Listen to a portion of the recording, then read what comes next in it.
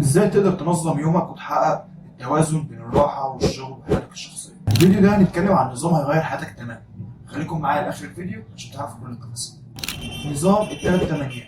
النظام بيقسم يومك من 24 ساعه لثلاث فترات، يضمن لك كل ساعه بطريقه مثاليه في يوم.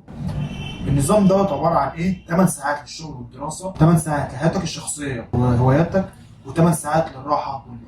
8 ساعات الشغل والدراسه من اهم 8 ساعات في يوم، بتبدا تحدد فيها نجاحاتك واولوياتك، وتحدد فيها الوقت اللي هتشتغل فيه وتركز بس، ما تفكرش في اي حاجه تاني خارج الشغل والدراسه. 8 ساعات لوقتك الشخصي وهواياتك، 8 ساعات بتقضيهم مع عيلتك او مع اصحابك، او بتريح بالك خالص وتصفي ذهنك خالص. 8 ساعات النوم والراحه. النوم المثالي بيوزن العقل. حاول تثبت عدد ساعات نومك بطريقه صحيه.